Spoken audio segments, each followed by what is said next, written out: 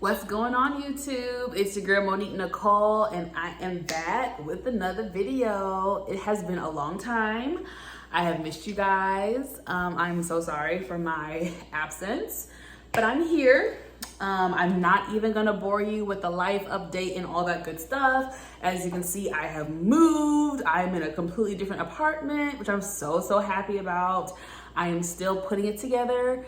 So please ignore any mess, boxes that you see. It is what it is. We are getting it together, honey. This will be up and running very soon. But anyway, we are onward and upward. Oh, and excuse my face. I usually try to come on this camera and give you guys like a little like light beat foundation at the very least. But it is 8:20 on the dot. I am so tired. I've been up since 8 a.m.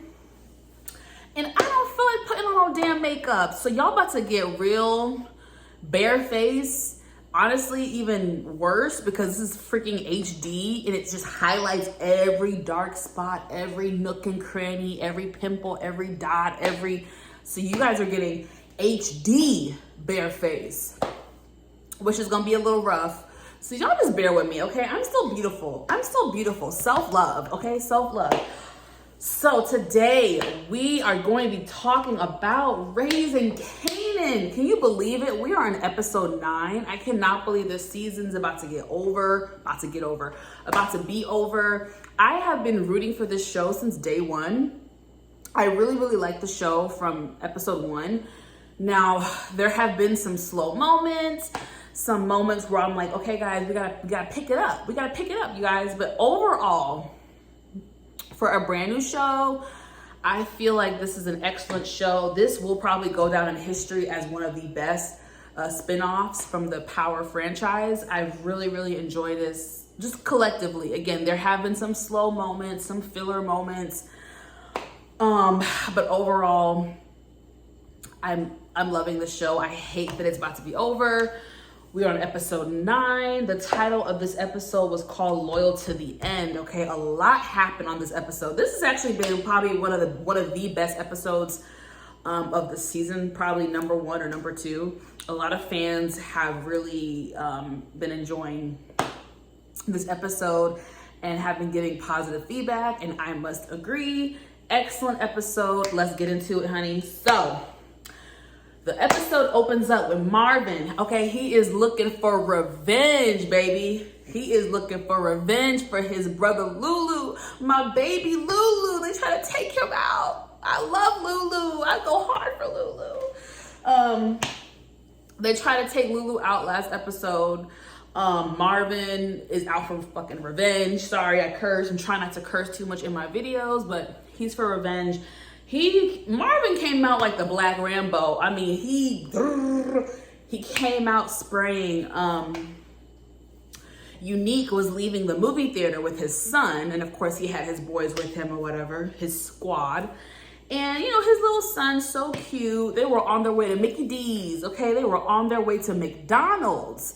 And Marvin, aka Black Rambo, he came up on the scene with the gangsta lean and was spraying. Now, we discovered that Unique's car is indeed bulletproof. It was brought up and joked about in the beginning of the season. I think Kanan and his boys were joking about it. But yeah, Unique's car is indeed bulletproof because Marvin was definitely spraying bullets and the bullets hit. I mean, Unique probably has like 50 bullet holes not holes, but bullet marks and casings in his car.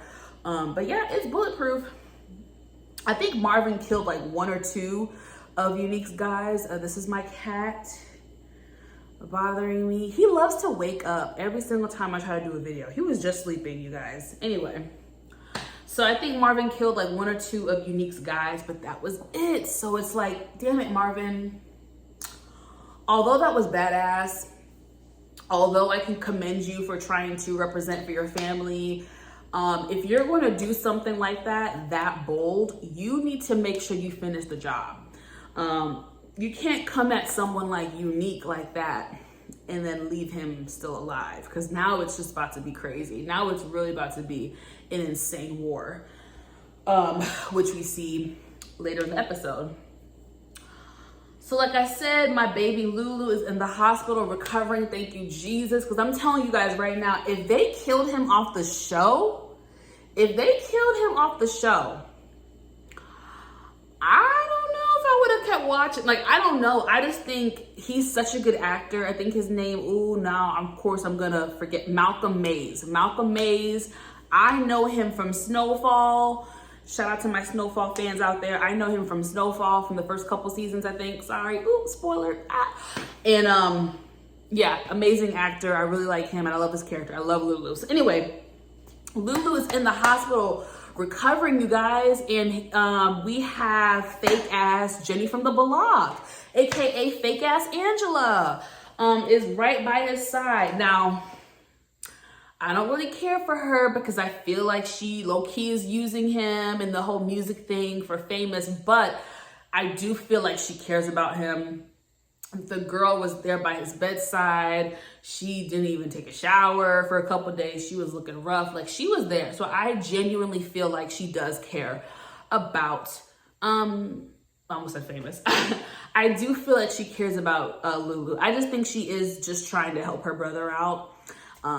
That's really it. But anyway, so he's in the hospital, and then we have our boy Symphony, fine ass Symphony, shows up at the hospital, okay? And Raquel disrespects my boy. I love Symphony as well. Not only is he sexy and attractive, but he's an educated brother. I really, really like him. He seems like he really cares for Rock and Kanan. But Raquel just turned him away. And not only did she turn him away, she just disrespected him in such a way where I felt like, sis, that was not necessary. Like, I understand you probably were like in love and you kind of was caught slipping and you feel guilty about what happened to your brother. I understand all that. I get that, sis.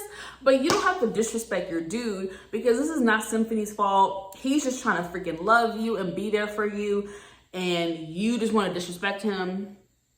I did not like that. Now, I don't know if she did it low-key to protect him, because I've always felt like Symphony and some of the other characters are possibly like casualty of wars. Like, there's a possibility that now or next season they may die.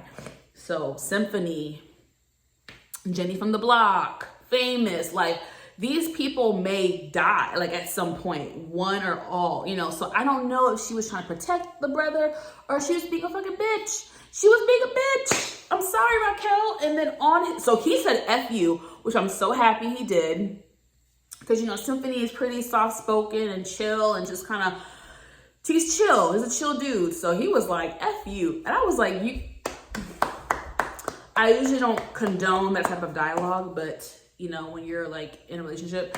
But I gave him a pass to say that because Raquel deserved it.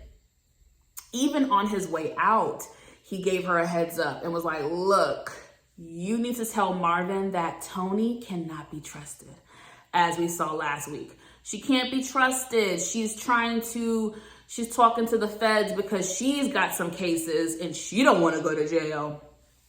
So she's willing to snitch on Marvin and his entire family. So shout out to Symphony for being a real one. He still gave Raquel a heads up, even though she dissed him. Okay, let's move on. I feel like I'm talking like a lot. Anyway, I'm just excited, y'all. This is a good freaking episode, shorty. All right, so Marvin kills Little Rob for snitching. I knew it was gonna happen. You know, I liked Little Rob. I mean, we didn't really see much of him. He seemed cool. It was really Kanan's fault. But Little Rob, if you were gonna snitch like that, you should have fled the city. I don't know why the hell your ass stayed in Queens. Like, everything was gonna be Gucci. Like, you snitched on Kanan and his mama and Raquel. What did you think was going to happen? So Marvin killed him, child. R.I.P. Lil Rob. Next, we have Jukebox. Jukebox is at White Girl Nick's, aka Nicole's gravesite. I did not review that episode. That episode was very sad, and the episode after that, episode 8, was very, very sad. I felt terrible for Nicole. That was really, really sad. I just can't believe they wrote it like that. It was really, really just terrible. I felt bad for Jukebox. You know, Nicole, white girl Nick, she really grew on me. At first, I wasn't really too sure about her, but she grew on me, and she really seemed like she really loved Laverne, aka Jukebox. She really loved her, and she was a good girl. You know, she was a good girl, and she cared about Laverne's Jukebox. Sorry. So that was sad to see that happen to her. I did feel bad for her parents, although her mom's a bitch. No parent deserves to find their child like that, and I felt bad for the dad. It was a sad situation. So Jukebox is at Nicole's gravesite, and Detective Burke pops up on her. She's basically trying to manipulate Juke, just trying to like relate with Jukebox, and just tell her that, you know, we find out that Detective Burke is a lesbian, which we knew she was a gay.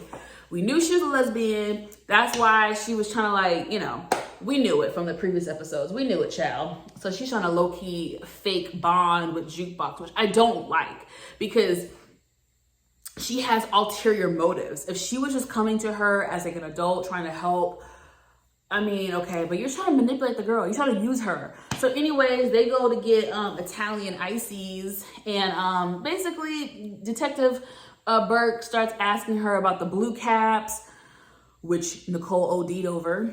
Thanks, Kanan. She asked her about that. She asked her about D-Wiz, about Buck 20. And she was like, bitch, I ain't telling you nothing. Nothing. I ain't telling you nothing, jack shit. So Jukebox dips out and is like, can you stop following me? You know, because at this point, you don't really care. You're just trying to use her for information. Anyway, so Marvin and Raquel, oh my gosh, their conversation at the chapel.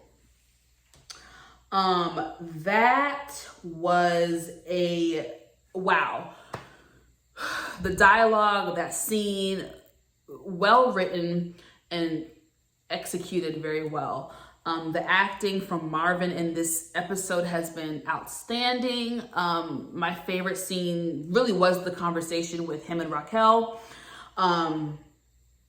Just a deep conversation. Basically, this cat, why does he do this when I'm recording? Why? Get your ass down. I don't like you on the countertops. This is a black household. You ain't about to be on the counter. Okay, I love you. All right, go. I'm recording. So, Rock and him talk. Marvin tells her, like, look, I sprayed up Unique and his boys. She's like, but Marvin, you didn't kill him, nigga. You can't do no stuff like that and then not complete the mission. Like, we at war. So anyways, they have a deep conversation. Basically, you know, he's telling his sister, like, look, I'm your older brother. You think it feels good, me taking orders from you, and you're above me and this, down, the third? That shit don't feel good. And she's like, Marvin, you got high on your own supply. I stepped in because you stepped off. Okay? And then he was just like, look, Raquel, you're better at this than me. And she was like, Marvin, stop. You know, she tried to stop him. And he was like, no. She was like, let me get this out.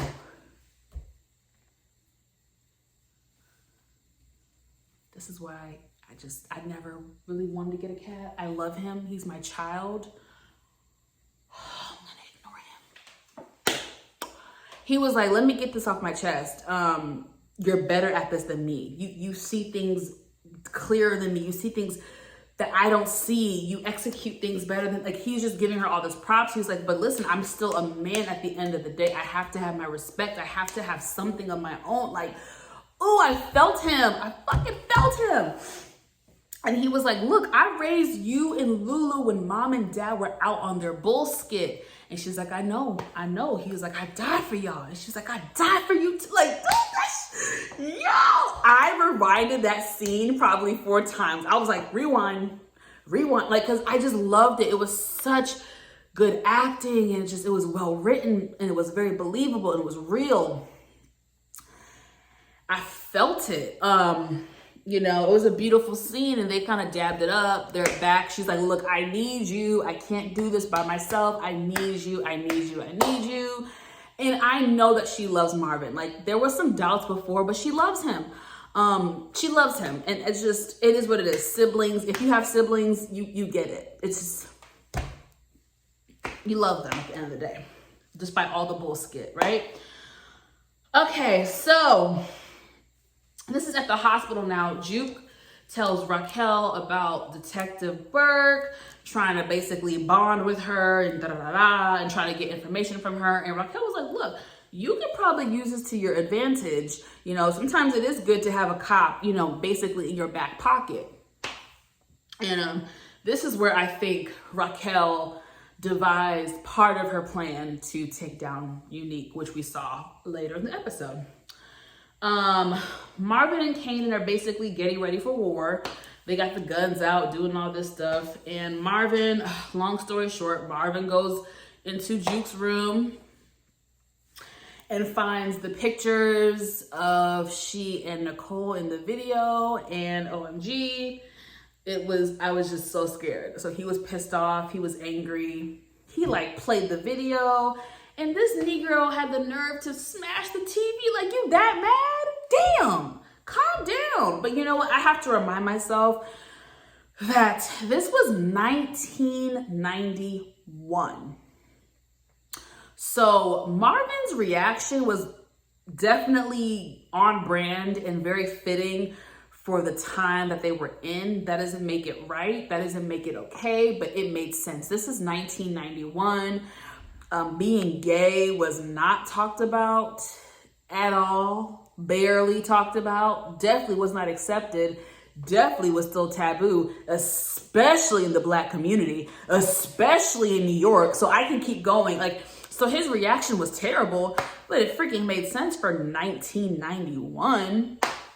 So he confronts Jukebox and he says some pretty terrible things to her, says the F word, which I cannot repeat because YouTube will definitely take this video down if I say that bad word, which I don't like that word anyway. He called her a female F and then said something like, I'm not gonna repeat it. I can't repeat it. Then asks about the girl, like, oh, who's this white girl? Where you know her from? And Juke was like, she's dead. Marvin had the audacity to say, well, she got what she deserves, and that's good for her because people like her deserve to go to hell and they deserve that. Just talking reckless. And at this point, Jukebox had enough. She was like, you talking about God and religion and all this, but what does God have to say about you? And this is the thing that I hate about, like, this is the toxicity of certain churches, especially the Black church, the traditional Black churches and stuff like that. I'm not gonna just label to Black churches. This is the toxic side of religion, where, you know, people who sin and do all types of stuff will sit there and justify their bad behavior, but then will be so quick to ridicule and crucify someone who is homosexual and who is gay. I think that is absolutely terrible. You know, one sin isn't greater than the other. How dare Marvin? Marvin is having sex with random women. He is shooting, killing, murdering people, selling drugs on the street. And he has the audacity to bring up God because his daughter is gay? What kind of... I'm telling you, people who think that way, I don't get it. I don't get it. But anyway, so they go back and forth verbally. And at this point, Juke had enough. And she does the ultimate, like, to me, the worst thing you can do to someone, the most disrespectful thing you can do to someone is spit in someone's face. I think that is disgusting. So this scene was very intense. It was very violent. And I actually had to skip it because it was just really, like, intense for me. I do not condone how Marvin reacted. However, if you spit in someone's face, I think that is just ultimately just terrible. And like what happens to you after that is kind of like, your fault. I know if someone spit in my face, I would turn into a completely different person. You guys would not even recognize who I am. I probably wouldn't recognize who I was, and I'd probably end up in jail if someone spit in my face. So I hate what Marvin did. He hit her, which was bad enough, but then even after he hit her, he did kind of have a moment of, oh shit, Juke, you know, I'm sorry, you know, calm down. And she was like, she went in on him, started fighting him, hitting each other, blah, blah, blah. Then at this point, he yoked her up on the wall and started choking her. But he was choking her like he was gonna kill her. Again, I had to skip past this. I found out what happened through other people talking about it because I couldn't witness it myself. It was just way too graphic. But I saw enough, okay? But anyways, terrible scene, amazing acting. I don't know how they did that. It was hard to watch, but I'm sure it was 10 times harder to even to shoot that scene. So shout out to those actors. They are amazing. Tough scene, but you know, beautiful at the same time, which is ironic. Anyway, yeah, Marvin starts crying. Child, he started crying. I was like, Negro, it's too late. You almost killed your damn daughter. Did anybody have like a flashback moment of like Tommy in the original Power choking out Holly? I was like, oh my God, don't kill her. Like, flashback. Don't be the next Tommy. You know, I don't know. I had that flashback. I don't know if y'all did too. All right, let's wrap this up. So, Detective Burke and Howard talk briefly, and she basically tells him that she's been trying to get information from Jukebox, blah, blah, blah. He's pissed off because he's like, what the freak? You know, you can't be trusted. So he's like, I'm going to get a new partner. Okay. Raquel is with Kanan. She tells him that, look, basically, I need you to kill somebody tonight. This person is a huge threat to us and the family. For the current, our present, our future, they're a huge threat. This, that, and the third. I need you to take them out. She's giving him this whole pep talk. While she's giving him this fucking pep talk, we see Unique is getting his boys together, giving a fake ass motivational speech like he's a damn, like they in a damn Black Panther rally, a Black Panther meeting. Like, what the hell? Like, he is really. This man said he don't care. Man, woman, child. I want them dead. I want them dead. I was like, Unique, go somewhere. I love Unique though. I'm not gonna lie. I love him. I love Joey Badass. Amazing acting. That shit was funny. He had his boys lined up like they was in a damn Black Panther rally or some shit. That shit was so funny. But anyway, Raquel is giving her little manipulative speech to Kanan, and she's like, look, you need to shoot him twice in the heart and one time in the head where they think. Bow, bow, bow. Now, does Kanan do that?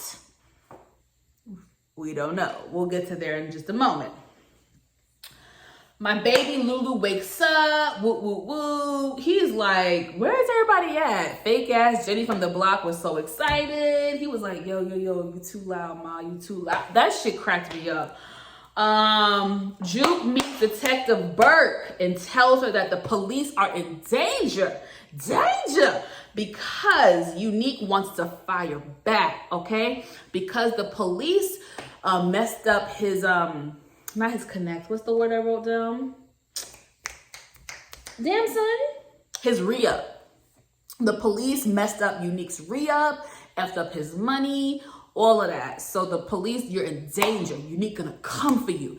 Now this is part of the big plan that Raquel has, which I will give her credit. This is a smart plan, basically to make Unique the bad guy also in the police eyes and set him up. Great plan. This is part of the plan.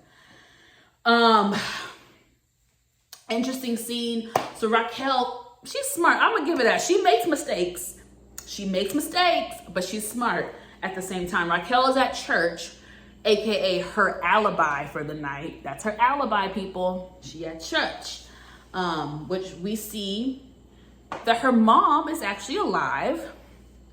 And I guess it's now she's heavily into church and religion and all of that. But it seems like growing up, the mother and the father screwed up. Either they were on drugs or something like that, okay? And they have an interesting conversation. The mom even calls her out and was like, girl, you ain't been in church in over a year. What you doing here tonight? the mom knew. Again, she was there for an alibi. But basically, I think Raquel asked the mom, like, you know, do you ever feel guilty about how I ended up, blah, blah, blah. And she was like, girl, no, you are the reason why you ended up how you are, which I don't believe that, because again, obviously the parents messed up in some way, because why did Marvin, the oldest brother, have to take care of his 2 younger siblings? That doesn't seem right. So I'm sure that's gonna open up and we're gonna see it play out more in season 2, hopefully. Detective Howard tells his doctor that he is meeting his son tonight. So I think this is very important. I think this is gonna come up later, whether it's gonna be in the finale or next season. It is gonna come up that Detective Howard, AKA Omar Epps, he did tell his doctor that he was gonna meet his son that night to discuss the bone marrow transfer, whatever thing, so that he could live, because he got cancer. He about to die. He looks really sick. The makeup on him is bomb. Like, they make an Omar Epps look sickly. That's for sure. All right, so it's nighttime. This is the night of the plan. Kanan is about to hopefully execute his mom's plan. I don't know. We see that he has Unique's jacket on, which I knew was gonna come back up in episode 8 when Lulu took Unique's jacket from his car. I knew that was gonna come up in some way, shape, or form. It has come up. Kanan has it on. They are definitely gonna try to frame Unique. Okay, is it gonna work? I don't know, but that's the plan. So Kanan pulls up on Detective Howard, and you can tell that when Kanan saw Detective Howard, he was kind of thrown off. He was like, oh shit, like he was caught off because Raquel did not tell him who the target was. So I think he was probably thinking it was Unique or someone from Unique's crew, but he was definitely thrown off that it was Detective Howard. So nonetheless, they're talking, and Howard is like, oh yeah, I've been waiting to talk to you, blah, blah, blah, blah. Then he gets distracted and was like, that's not your jacket, is it? And as soon as he said that, Kanan takes out the gun. Howard is pleading for his life. He's like, Raquel is trying to set you up. Kanan shoots him once, not in the heart. Definitely was somewhere, looked more so like in the upper kind of shoulder region, in my opinion. It wasn't the heart, wasn't the chest all the way, kind of to the side. Shot him there, and then as the screen went black, he shot him again. So I don't know, child. I mean, Kanan definitely did not shoot Detective Howard in the head. That is for darn sure. So he did not, ignore that. He did not complete the mission. So we shall see what happens next week. I am so excited for the finale. I hope you guys enjoyed this review. Sorry that I was talking so much. I was just so excited. But thanks so much for watching. Please like this video. Like it. I need all the support I can get. Thank you for watching, and I will see you guys next time. Mwah. Bye.